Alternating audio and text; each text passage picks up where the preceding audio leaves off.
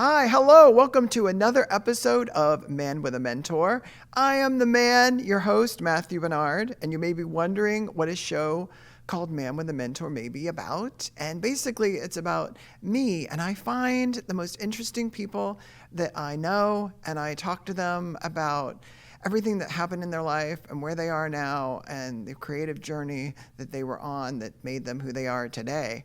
And today I have a great guest, and her name is Jenny Noa. There she is. Hello. Hello. I'm going to do a little intro statement about you, and then we'll jump Sure. right in. All right. Okay. Jenny Noa was born in New Jersey and lived in LA, where she half-heartedly pursued acting, did a lot of improv, and read essays to anyone who'd listen. She preserved her best essays into a memoir on dreaming, derailments, and discovery, and that book is called Bad Dreams, Notes on Life and Los Angeles by a Would-Be Has-Been, which is the title is funny and sad to me. Yeah. Yeah. Me too. Those are my favorite things. Funny and sad. Oh, first of all, let me say how I know you, because we know a lot of the same like improv people in Los Angeles, and many of them are still around that I talk to or email, which is fun. Can you tell me now what you're doing, what you're up to, and like where you are and what you're doing now? And then we'll Sure. go way back. Okay. Right now I live in the East Bay, Fremont, California. I am working at a EV company. I work for Lucid Motors. It's a EV car brand. You may have seen them around. I hope you have. We're starting to see more and more of them on the road. Oh yeah. And I work in the design department. I'm an assistant to the senior VP, and I also, support the team administratively. So I work with a lot of really brilliant artists and designers, and they honestly were very inspirational for me in terms of getting this book done because they were in LA. I knew so many people, so many talented, wonderful people who couldn't do the work they wanted to do. And I found myself, once I'd left, in this place where I was surrounded by people who were the best in the world at what they did, and they actually got to do it. And it was a wonderful, inspiring kind of energy to see that, to claim the thing you're good at and to be rewarded for it, which is something that so many people in LA, struggled with. It was really hard to do. It just was so difficult. You have so many people who seemed talented, but were just too burnt out on living to focus on the doing of what they really wanted to do, Yep. which is, yeah, that's always the rub. It is. And it's, in LA, it seems like you depend on other people so much to give you the thing you need, right? Some time on stage, some time in front of the camera, an audition, even like classes and workshops and things like that. There's so much other people. You need other people in order to make this sort of alchemy work. And it's been really eye-opening for me to be somewhere where removed from all that and be able to just work on the thing I want to work on, right? And I mean, writing is very solitary. You can do that anywhere. You never have to show anybody anything you've done. You can just, but like you don't depend on anyone. And I think that's why I ended up going self-publishing. Like I was never good at depending on other people for what I needed. Let's go back and like dig a little deeper like into this, because you said you had a dream. I don't know, was it like when you were like a little girl, you wanted like perform and be different characters and all that, but Yeah. As time went on, did you realize, like, how long did it take to realize like maybe this isn't the right fit for me? Yeah, I think interestingly, it's very hard. Like the journey in LA was a little bit difficult because to like finally calling it, right? Like you you have these doubts, you're thinking about it, but of course that little flame is still firing up and you still want those things. I wanted like, yeah, you want the validation. You want someone to there's a lot of reasons people go to LA. There's a lot of reasons people choose this path. But it happens for very few people. And you have to come to terms, I think, with like what will be an acceptable result. How much can I do? How much is it going to take out of you? It's just a calculus. It's a return on investment, right? And Right. over time, I realized that I wasn't willing. It's so funny. There's so many people who go like part of the problem for me. Like I think I'm a difficult messenger about LA because so much of what you sort of need to do in LA to get where you're going, there's so many like prescriptions. And I balked at almost all of them, right? I didn't want to do that. I didn't want to march the regular path. I didn't want to. Now, some of that was like a perverse streak, like just a rebel streak. And part of it was, I think, my subconscious telling me that this was the wrong path. It just took me way too long to realize that it was the wrong place for me to be. Did you come to the realization yourself, or through like talking to other people and witnessing things that it came to you? And like, what would you say was the biggest moment of like, wow, okay, I'm going Right. to make a change? Ooh, I don't know if it was a single moment. I do think the fact that I was also writing kind of helped because my material when it came to my essays was what I was doing and failing at in acting and performing, and so that helped me, I think, be a little more analytical about what was happening and to sort of pull apart these experiences.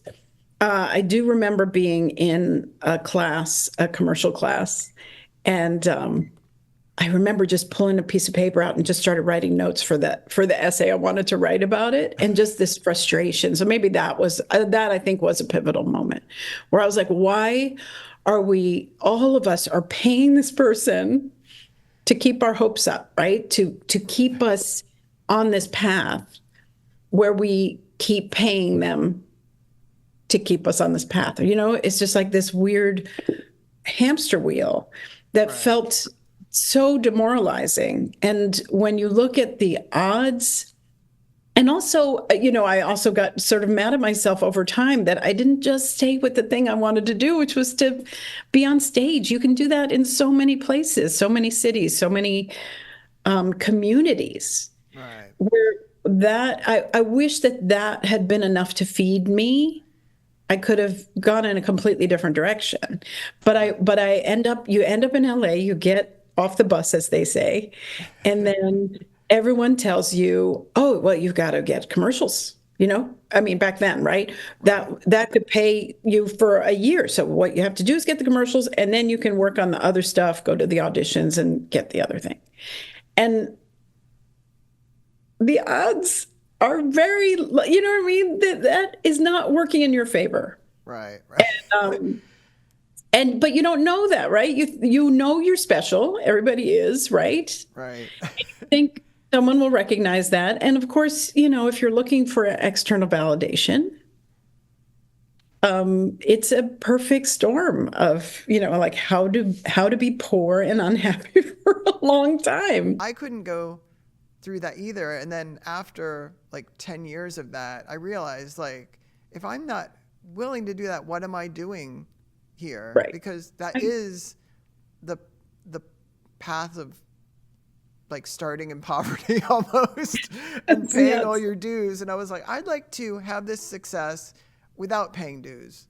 Right. Because I also knew a lot of people that were paying their dues, but weren't really progressing. They were on that hamster wheel, and whether they made it or not was like a huge question mark. Oh, yeah. Because there's also like 500 other talented people in front of you and then like right behind you, and the chances of becoming like the one who becomes the next Phil Rosenthal or, you know, whatever is very, very slim. And I don't think I realized that. So now I just write for fun and for myself, and I host this little show, you know, That's because right. I found something that I wanted to do that didn't make me crazy in the process of doing it. So I Yeah. understand what you're saying. Yeah, I think you do have to forge your own path, and it's going to look different. I've always, like I said, I have this perverse streak. I'm like, I shouldn't have to get the headshot done by that particular person for $1 million, right? I shouldn't have to get this agent or that, whatever. And so that was hard. And also, just like you're saying, you have a product that you're really happy with. And the first thing you have to do is beg someone to read it. Yeah. And that is so demoralizing. That takes so much out of you.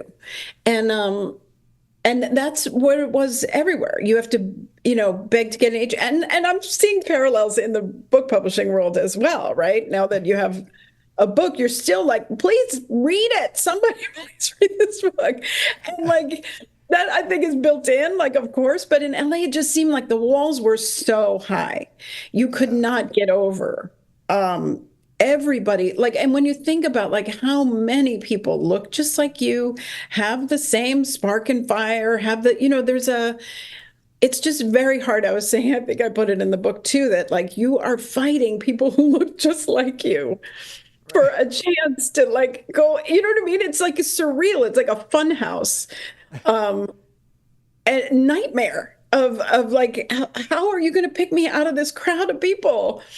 Who, when you've asked for, people who, look just like me, it's just a weird world. It's very hard and it takes a lot. I know a lot of people who are still doing it. And honestly, I could not admire that enough. It is Right. so hard to do. Right. The other thing, though, that you touched on that I think is so important too, and can also really mess with your head, is that you can have like something can happen where someone like, yes, you get the national commercial. Yes, you got that part in like a very popular sitcom, like a guest spot. Right. It does not build to the next thing in the way it does in the rest of the world, right? Like where you're like, I've had a measure of success in my career, and that will lead to this like a step up, either a promotion or someone else will notice, or there'll be some other something, right? There is a progression up.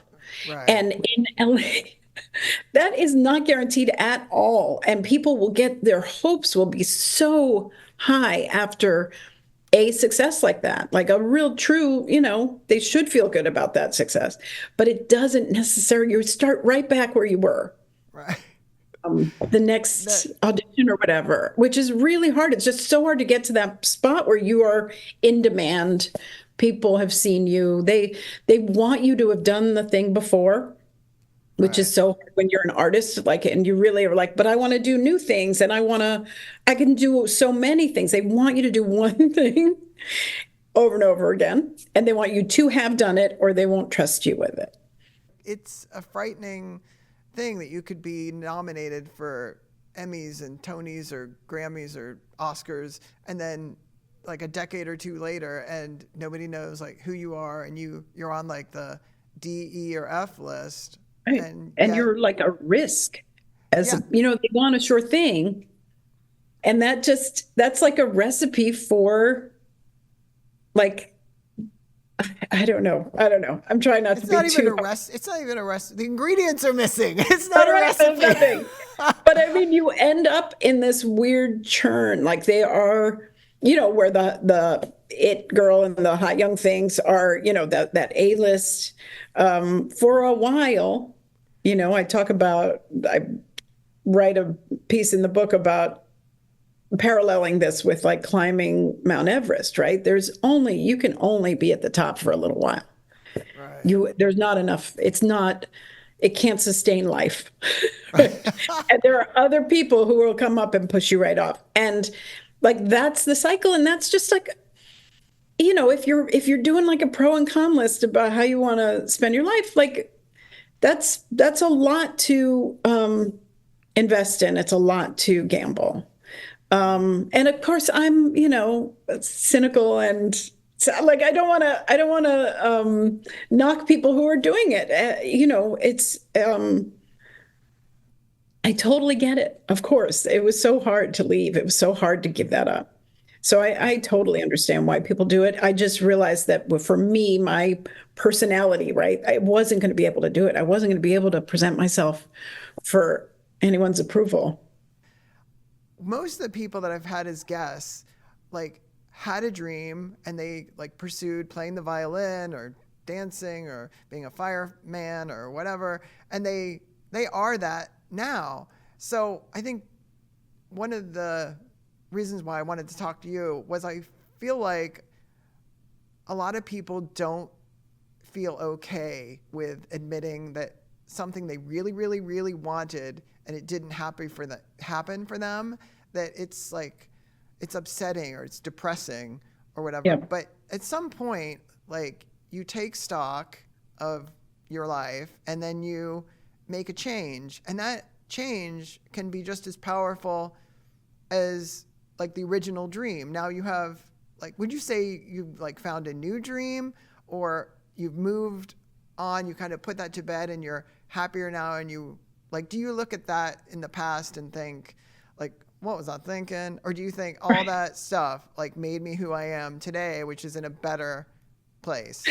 Yeah, I mean, probably a little of both. I definitely go through periods where I'm like, God, where would I be if I had just thought of, realized all of this a little bit sooner? Because I do think there are internal things. Like I had, mental blocks for against any of that working out in LA. Like it would never have happened. So I wish I had sort of realized that sooner, that it was just the wrong place for me. I really do think that I was protecting myself. Um, People talk about self-sabotage or whatever. Sometimes I think that's just your instincts, right? Like stepping in. Um, and I do think, I am one of those people who's like, well, it had to happen to get where you are. Like I don't believe that everything happens for a reason. Like there's a lot of just terrible things that happen, and I cannot make sense of them, and I don't really subscribe to that. But I mean, I am really glad and proud of the fact that I could turn all that into something that it exists and will. We all want to make a mark. And this book, I think, I'm really proud of the fact that I got it done, got over all of those like mental hurdles and those internal obstacles, and used what happened to hopefully, help someone else feel okay about doing this pivot, about calling it and moving on. It does not kill you. And I think there's something about the arts in particular that make it very, very hard. There is if I was an engineer and decided that it wasn't okay for me, people would be like, oh, okay, what are you going to do? In LA, if you're like, I'm going to step away or this isn't what I want, there's a lot of like, no, no, you have to stay. You can't go. You have to keep doing this. And there is like I get it. I get it. I feel it too. You're like, you're an artist. You have to make your art. You got to do it. And I think that's true, but you don't have to do it there, right? It doesn't Right. have to be in these places. And I'm like, that's another point I'm trying to make. Like, you can leave. You can leave and still write your book and still put on a show or produce a thing or do it. You know what I mean? There's nothing stopping you from doing that. What you will lack is this nameless, faceless group of people who don't mean anything to you, like handing them all your power. That's what you get to give up, which is not that bad when you think of it that way. I'm just wondering, when you were doing the book, were those chapters in the book, were they essays that you'd kept? Was each one like an essay that you kept? Did you ever go back and read essays that you had written in the past and thought like, what in God's name was I thinking? or were you like pleasantly surprised, like, nope, this is Jenny. This now I still Yeah. feel this way about this, this, and this? Or did you have some real like realizations that you could not believe that past Jenny had written Right. some of the things you reflected on again? Yeah. I feel like, I mean, part of what started this was that I wanted to preserve this like core set of essays that were well received when I read them live and that I felt personally connected to, that felt that they were important. And I thought it was going to be really easy to just put them all together and call it a book. Right. It took me forever because I don't move quickly. I also have a pretty demanding full-time job, Right. and I had to fit it in around the sides. And that's something else I think that was a challenge for me. It's always been a challenge for me, is to fit this in around the edges of the life that you're building, right? And of course, I had, the when my husband got sick and I had to, I was his principal caregiver, and then in the aftermath of his death, like having to deal with unemployment, and like there were huge things that got in the way, right? That are like officially got in the way. But I did feel like I was always sort of like tucking the dream in around my life, right? And Right. so that stayed with me. I still was tucking it in around the edges, and it just took a really long time. Part of it is like, do I want to put this out in the world? And of course, you're excavating your feelings, which is always difficult. And I've never been able to like just sit and write for 8 hours. You know what I mean? I'm tucking it in, and so Right. it did take a really long time to do it. And so the the thing about the work that I'm almost always writing about how I'm feeling right now. So I did a lot of revision because I did want to like, um, fine tune how I was describing those feelings, and also just kind of updating a little bit. But I Right. also wanted to sort of chronicle the period, right? So it was a kind of a dance of like getting it to where I really liked it, but also reflecting that moment in time. That was a challenge. And then also, I realized as I put these core pieces together that there was a lot more information to fill in the gaps. Like, oh, well, this doesn't make, this one won't make sense unless they understand this other thing that happened first. And so Totally. it ended up just growing into something much, much bigger than I planned. Right. One thing, that I think bothers some readers, judging judging from the early reviews, is that it isn't like this chronological, like this happened and then this happened and this happened. I feel like I'm not really a storyteller. I'm a feelings teller. So Right. it's really about like this arch of how I was feeling and how I got to these moments. And it wasn't so much like this happened and then this happened. So it's not in a strict chronological order.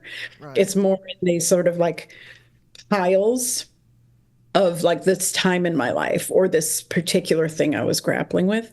And I know that's not like how everyone likes it, but I also didn't know how to turn those essays, which were very much about one moment in time, into a regular sort of, at this point I was doing XYZ. Like it wasn't the way I wanted to tell the story.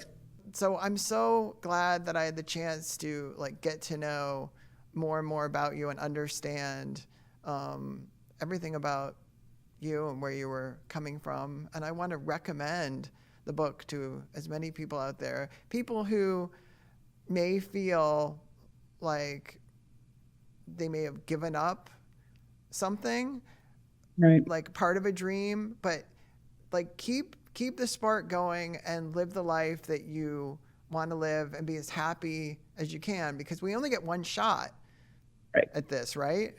Right. We're all going to end Or up in the ground. exactly. Someone said this the other day. I keep thinking about it. Like we're all doing this for the first time, and none of us is getting out alive, right? So we have to figure it out for ourselves. I think it's, especially like the state of the world right now. I'm really thinking a lot about like how to just take better care of people. Like you say, everyone's going through so much, and none, we won't know most of it, right? We're never going to know most of that. And part of me is like, hey, everybody has a story to tell. Everybody has something interesting that happened, and everybody has stuff they can learn from. But it is, and I don't even want to be like one of those people who's like, never give up on your dreams. In a way, I'm like, absolutely, you should give up on your dreams. Like, please interrogate your dreams. Like, that's the thing, right? Like, make Exactly. sure that it makes sense. Like, if I think back, because I have, like, now that I've, through the book, really realized, that I do think that there is, like, I have certain, like, learning disabilities and things like that. There are certain, systems that I just don't grasp and can't really understand. And I have been masking that my entire life. Like, that was a new revelation for me. There are things like, I worked for this car company for 5 years, and the running joke is that I don't know how cars are made. Like, there's certain blocks, right, that have been in my way. And that's one example. But I realized that there were things when I go back, because of like my particular my weird mix of like actual life experiences, mental hurdles, like I said, the mental, like depression and anxiety, certain things. I have a body image disorder, which I talk a lot about in the book.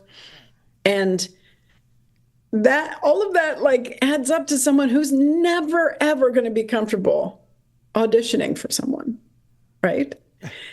Right. Like, that equation was available to me, right, for that whole time. Like, why didn't I think more about why I didn't want to do this? Right. And and I try not to. I know that regret is pointless, right? We're doing this. We are on a path. You cannot go back. Right. You can only learn from it. But there are days when I'm like, oh my gosh, what? If only I'd like figured that out. But it is clear now that I'm much clearer eyed looking back at it, that it was never the right path. It was never, ever the right path for me. What I wanted was that external validation, which is not, that way lies disaster, if that's what you're looking for. Like, you have got to figure out how to, like, do it yourself. But yeah, all of that was wide open. It was right there. And I just didn't see it. I didn't see it for a really long time. Right. Well, tell people where they can find information about you and the book, and where the book is at, where you can get it, find it. Sure. It published last November. Everything will end up, excuse me, at jennynoa.com. And that's where you can find links to everything, the reviews and the other stuff. I also have a process blog, which has been talking about, like, the process of actually putting it out in the world.